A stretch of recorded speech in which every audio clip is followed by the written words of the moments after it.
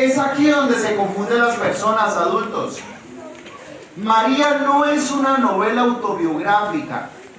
María es una mezcla donde la realidad está envuelta por la gran imaginación del escritor. Es una mezcla de realidad-ficción, para que tengan en cuenta, niños. De los profesores de este grupo, ¿quiénes son profesores?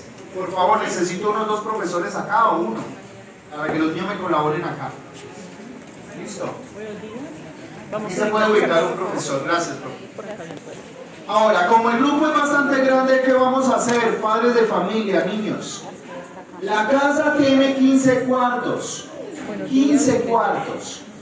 Cada uno cuenta una historia.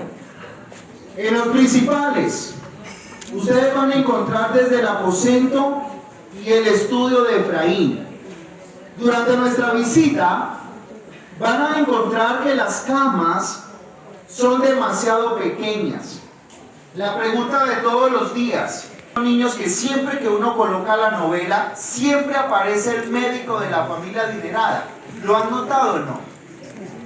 Claro, siempre aparece el médico de la familia rica. Recomendación número 1 por parte de ese médico. La persona se acostaba, ojo, escuche, se acostaba y la orden o la idea era que tratara de dormir por el lado izquierdo para el descanso de órganos. Es decir, que bajo recomendación médica debía dormir por el lado izquierdo. Segundo, en posición fetal. ¿Esto qué significa? Que una persona puede ser alta, pero si se acuesta en cualquiera de esas camas y dobla completamente las rodillas, las camas serán ajustadas a dicha posición. Fue la posición a la hora de dormir lo que hizo en este caso que las camas fueran tan pequeñitas. Ahora, si la persona era de baja estatura, más la posición, pues la cama era mucho más pequeñita. Y me refiero a los que conocemos la Quinta Bolívar. Cuando ustedes conozcan, la cama de nuestro Libertador es una cama relativamente pequeña. El hombre era de baja estatura, más la posición a la hora de dormir. En el cuarto de Efraín van a encontrar niños, desde una escopeta que, acompañada con un cuero de jaguar, nos recuerda que dentro del marco histórico, y lo digo de esta manera, Efraín tristemente practicaba la cacería. Van a encontrar rosas, recordando que entre los protagonistas, entre Efraín y María, el lenguaje de amor fue siempre a través de las rosas. Luego, con el guía van a conocer el estudio de Efraín. Lo que voy a decir lo digo con mucho respeto, y esto va para ustedes, niñas. Estudiar en aquella época era prácticamente imposible. Sin embargo, en la hacienda se rompía con esa regla. Cada vez que Efraín llegaba procedente de la ciudad de Bogotá, aprovechaba las vacaciones para enseñarle a sus hermanas lo aprendido. ¿Cómo se llamaban las hermanas de Efraín? Emma y Eloísa. Ahora, ustedes me van a decir, John Jairo, ¿y quién era María? Una niña que llega procedente de Jamaica. María no era colombiana. Una niña que durante toda su estadía participaba de las clases. En el salón principal, la pregunta que siempre le hacen al guía, ¿qué es original y qué es representativo? Muchachos, eso es un dato muy importante. Hablar de toda la madera, porcelana, las plantillas de los pisos, todos los elementos en bronce y en plata son originales, más de un 80%. Y un ejemplo muy claro: si el vidrio o la porcelana se parte, el restaurador de manera detallada la pega y sigue siendo original. Ahora, en el caso de telas, colchones y cueros, son elementos representativos. Un ejemplo muy claro: una tela con el tiempo Una tela con el tiempo es muy difícil que se pueda sostener. Si se rompe, se remienda. La pregunta es, ¿será que remendada se sigue viendo lo mismo? Una tela remendada se reemplaza. Telas, colchones y cueros son representativos. En la sala principal van a encontrar un reloj que marca a las 5 de la tarde, niños. Hora de la muerte de María. María muere cuando solo tenía 18 años, afectada de una enfermedad cerebral llamada epilepsia. La epilepsia la hereda de la madre. Ahora yo les pregunto una cosa. María con 18 años, donde prácticamente era una niña, ¿será que María murió solo de la enfermedad? ¿Ustedes qué dicen? ¿Qué pasa cuando nosotros nos enamoramos y de una manera repentina nos separamos de ese amor? ¿Qué llega para nosotros? Tristeza, nostalgia, depresión. En términos antiguos, adultos, en su momento la famosa pena moral. Ojo, Efraín fue enviado por su padre, la idea era separarlo de María, a la ciudad de Londres, para que este jovencito empezara los estudios como médico. El viaje de Efraín hizo de que María empezara a olvidarse de sí misma. ¿Cómo se olvida uno de sí mismo? Dejando de dormir y dejando de comer. De esa manera, niños, una enfermedad con una niña de 18 años, una niña, empieza a convertirse en algo demasiado agresivo. Si ustedes me preguntan, adultos, María muere por la epilepsia, ayudada por la pena moral. En la historia, María muere por amor, por falta de amor, para que tengan en cuenta. Ahora, cuando pasen al oratorio, yo les pregunto, ¿ustedes conocen? ¿Ustedes han escuchado acerca de la ciudad de Palmira? ¿Conocen Palmira o no? Donde se dice, mira, ve, te conocí en Palmira, ¿oís? Te conocí en Palmira. Palmira era conocida por el nombre de la ciudad de Llano Grande. Si hoy conocemos Palmira, Llano Grande es un centro comercial. Llano Grande es un barrio de Palmira. Todos los domingos el sacerdote llegaba a caballo, ojo, a caballo o a lomo de mula. A través de esa campana, 3 golpecitos para que todos y todas se reunieran en ese centro. Muchachos, hoy en día ustedes van a encontrar que en ese centro existe un bonito rosal. Pero más adelante les voy a mostrar unos planos que nos indican que en su momento era solo un patio. Para tener en cuenta, la misa de la mañana era para los amos, la del mediodía para los familiares, pero la de la tarde para todas las personas que fueron esclavizadas. Esto va para las mujeres adultas, niñas. En el oratorio aparece la imagen del santo de los enamorados. Yo le pregunto, ¿cómo se llama el santo de las causas perdidas? De las mujeres, ¿qué me puede decir? No les dé pena. ¿Cómo se llama el santo de los novios? San Antonio de Padua. No les dé pena, que ustedes saben. Hay mujeres que a San Antonio lo tienen en la casa. Ojo, si no lo conocen, es un hombre que carga un niño. En ocasiones lo han puesto de cabeza.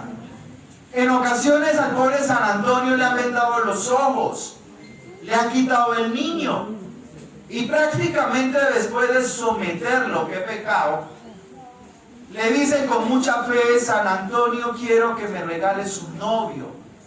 San Benito, que sea pero bien bonito. Santa Rita, que tenga bastante platica. San Vicente, que no beba aguardiente. Y San Andrés, tráemelo pues. Hay mujeres más exigentes. Hay mujeres que prenden ese velón por aparte. y le piden a Santa Marta. Por respeto a todos los niños, la de Santa Marta se las digo más adelante.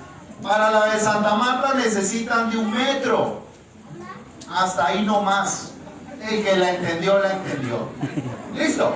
Ahora, para que avancemos. Cuando ingresen al cuarto, para los que están conversando, porfa.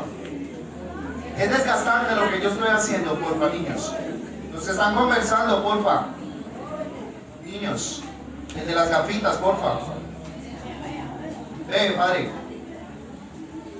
¿Me están escuchando los que están allá? Porque es que viene lo más bonito, viene lo interesante. Escuchen, ¿por acá me escuchan?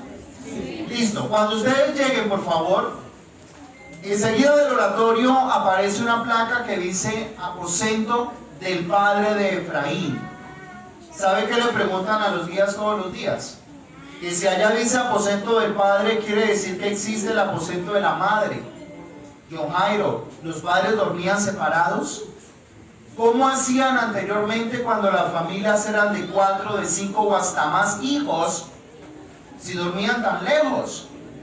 Pues adultos, no falta el que dice que la gateada era larga, ¿sí? Ahora, yo les explico algo. En aquella época, era costumbre que si al matrimonio llegaban los niños, los padres debían separarse por un largo tiempo. Y ojo, adultos, la vida matrimonial no era que se acabara. La llegada de los niños lo que hacía era que entre la pareja se mantuviera una mínima distancia. Ustedes como adultos me van a entender. La pareja, cuando llegaba al matrimonio del niño, hacía todo un montaje. Ojo, era un montaje. Ante los ojos de los niños era más bien un acto simbólico. Me explico para que me entienda. La llegada de los niños, llegaba la noche y cada uno para su cuarto, ante los ojos de los niños. Pero acá adentro, la vida matrimonial era normal. Solo se respetaba la dieta de la mujer. La mujer tenía su bebé, 40 días de reposo, y luego la tarea era encargar un nuevo integrante. Y mujeres, suena machista, pero anteriormente el honor para nosotros los hombres era la cantidad de hijos. Por eso las familias eran tan numerosas. Ahora, cuando ingresen al cuarto del padre, niños, por acá están conversando bastante. Jorge Enrique, escuchen, Jorge Enrique era el padre de Efraín, dueño de la casa, y escuchen esto, 12.500 hectáreas. El padre del poeta, el padre de Efraín, era dueño de prácticamente de todo lo que se ve allá afuera. Es más, era dueño de una empresa productora de panela. Yo creo que todos hemos tomado agua de panela, ¿sí o no? A su trapiche, el señor tenía que colocarle un nombre, niños. Él amaba demasiado a Manuela. Él amaba demasiado a su esposa. Le otorga el nombre de Manuela, siendo hoy en el Valle del Cauca el ingenio Manuelita. Miren cómo están ellos, vean. Son más, son 280. Y miren ellos calladitos. Ustedes son menos. Y veo ruido por este lado, niños. Por favor, la historia es muy bonita. ¿Sí? Colabórenme que ya vamos a terminar. No sé si tienen piscina. No sé qué tienen después de la visita. Además, no sé si tienen algún trabajo referente a la visita. No sé. ¿Solo en la visita? Porque si más adelante, con el respeto de las profesoras, alguien se me acerca a preguntar para yo responderles, no les voy a colaborar. Porque yo estoy siendo muy detallado. Ustedes me dicen ahora, yo, Jairo, ¿quién era Efraín? No, lo siento, niños, pero lo estoy explicando para que me colaboren. ¿Listo? Miren, les estaba contando. Jorge Enrique era el padre de Efraín. ¿Cómo se llamaba su hijo? Para que no se me confunda. Jorge Ricardo. Recuerden que el escritor utilizó el nombre de Efraín para escribir su propio personaje. Hablar de Jorge Isaac es hablar de Efraín, para que tengan en cuenta. Entonces, para que no se me confunda, Jorge Enrique era el papá, Jorge Ricardo era el hijo, ambos eran Jorge Isaac. La diferencia era el segundo nombre. ¿Quién era el dueño de la hacienda? El padre, dueño de ese trapiche, hoy en día el ingenio Manuelita. Ahora, cuando ingresan al cuarto del padre, aparece la habitación de Emma y Eloísa. Pregunto, ¿quién era Emma? ¿Quién era Eloísa? Las hermanas de Efraín. Ojo, para los hombres que son padres, para los que somos papás, para nadie ese es un secreto, niños, que nosotros como papás, ojo, siempre entre el varón y la mujer, toda la vida serán tesoros a cuidar y a proteger. Y yo soy padre de un niño, pero para nadie hay un secreto, para nadie es secreto que entre el hombre y la niña siempre va a existir un tesoro a sobreproteger. ¿Por qué? Por ser más delicado, niños, por ser de más cuidado como en la crianza de una mujer. Cuando ustedes ingresen al cuarto del papá, van a notar que el dueño de la hacienda dormía enseguida de ese tesoro, de sus hijas. Van a encontrar que las hermanas, aparte de que compartían el cuarto, compartían la cama. Y van a encontrar que la habitación tiene una característica que la hace ser especial, y es que tiene la ventana más alta. Adultos, ¿eso qué significa? Que si las hermanas iban a entrar a salir de noche o de día, el paso obligado era siempre por el cuarto de su padre. No sabemos si era por seguridad o no sabemos si era para que no se volaran, para que tengan en cuenta. Cuando pasan al cuarto de doña Manuela, ya sabemos que ve la señora el nombre del ingenio Manuelita.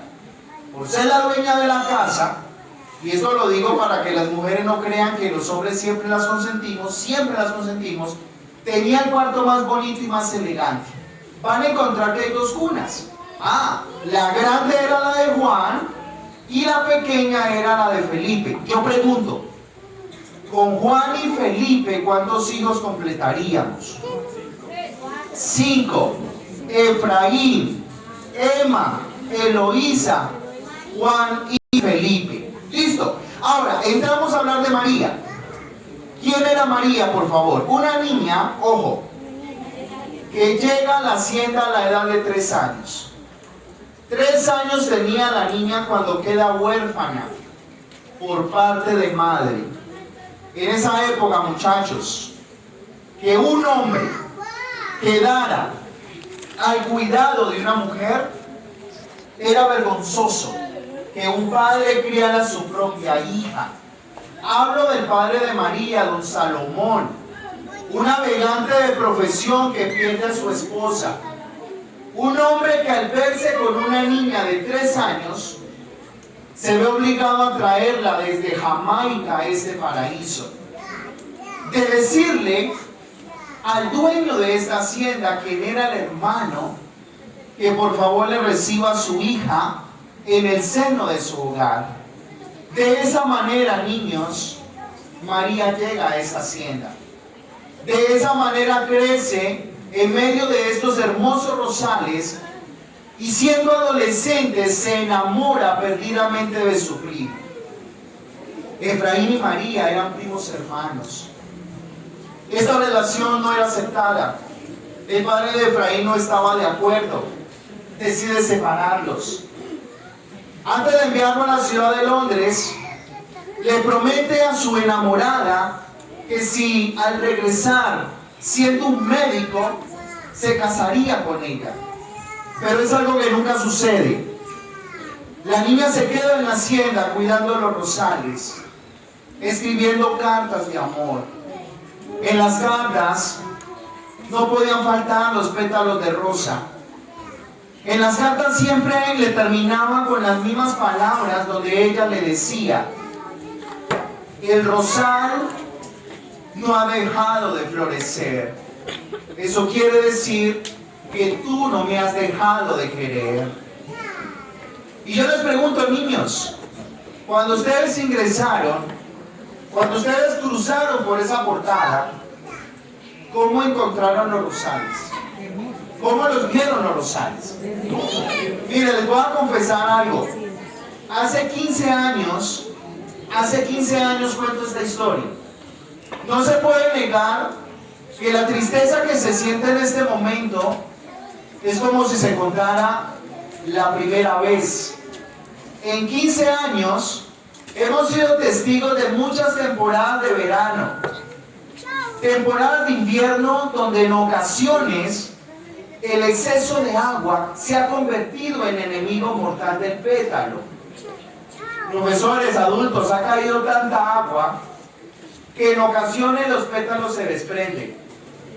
Mas sin embargo, a pesar de las circunstancias, niños, a pesar de las circunstancias, los rosales todos los 365 días del año son florecidos. Es decir, que simbólicamente hablando, no la ha dejado de querer. Una cosa es cultivar rosas para la venta, donde la cosecha en el año son 3 veces, y otra es tener rosas todos los días. Los días pasan para que la historia nos diga de que María se empieza a enfermar, que el médico a través de una carta ordena que por favor se le avise a Efraín. Llegar desde Londres ya era un viaje de más de 6 meses. María, como acto de amor, le pide a su prima, a su amiga, a su cómplice, le pide a Emma que si llegara a morir, corte las trenzas de su cabello, las envuelva en un delantal y las entrega a su enamorado. Cuando Efraín regresa, niños, luego de haber atravesado todo el océano Atlántico, luego de haber arribado en Cartagena, de haber partido en el caballo hasta Barranquilla, de haber vuelto a embarcar sobre el río Magdalena en barco a vapor hasta Honda, hasta el Tolima, para que finalmente atravesara la cordillera central a caballo o a lomo de mula, llegara 3 días tarde. La hermana le recibe, pero le entrega las trenzas. Le dice que María llevaba 3 días de haber sido sepultada. Ese joven desesperado parte hasta el cementerio, donde llorando de rodillas en el suelo y mirando hacia el cielo, de rodillas y mirando hacia el cielo, le dice: María, María, cuánto te amé, cuánto te amara, cuánto te amará. Significaba que la había amado en la vida, que la amaría incluso después de la muerte. Hay un poema que Efraín le escribe a María en la tumba y quiero que me escuchen para yo decírselos, por favor. Un poema donde le dice: Señor, si en sus miradas encendiste este fuego inmortal que me devora, y en su boca, fragante y seductora, sonrisa de tus ángeles pusiste, si de tebia azucena la vestiste y negros bucles, si su voz canora de los sueños de mi alma arrulladora, ni a las palomas de tus selvas diste. Perdona el gran dolor de mi agonía y déjame buscar olvido en las tinieblas de la tumba fría. Olvidarla en la tierra no he podido.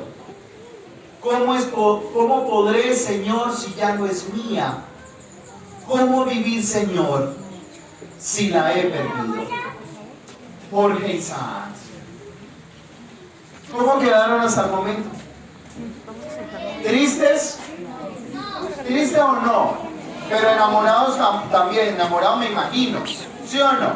Ahora, preguntas que no pueden faltar. ¿Alguien acaba de llegar de eso? Los niños. Bienvenidos. ¿Cómo están? Una de las preguntas es: con la muerte de María, niños, ustedes que son los primeros, vengan acá conmigo, porque ustedes bloquean allá, mis amores, siéntense acá conmigo. Cuando María muere, suceden 2 cosas, adultos. La primera es que allí termina la novela. Y la segunda es que mueren todos los personajes. La pregunta es: ¿será que el escritor se casó? Ya sabemos que el escritor y el protagonista eran los mismos. María muere, niños, ustedes que están acá. ¿Será que el escritor se casó? ¿Ustedes qué dicen? ¿Qué dicen ustedes? Partamos de que si la vida era solo costumbres, que si el honor para un hombre era con la persona que se casara muchos hijos, claro. Cuando los hombres llegábamos al mundo teníamos dos opciones, niños. Ojo. La primera, crecer, casarnos y con la persona que nos casáramos muchos hijos. Y si el hombre, el jovencito, no se casaba, lo inclinaban por la parte religiosa, es decir, lo convertían en un sacerdote. El escritor se casó, claro, después de la muerte de María con una caleña, Felisa González Umaña. Tuvo 9 hijos, pero no dejó de escribir en ningún momento poemas de amor a María. Para Felisa González no era problema, ya que María no existía, para que tengan en cuenta. Para ustedes que acaban de llegar, datos curiosos, niños.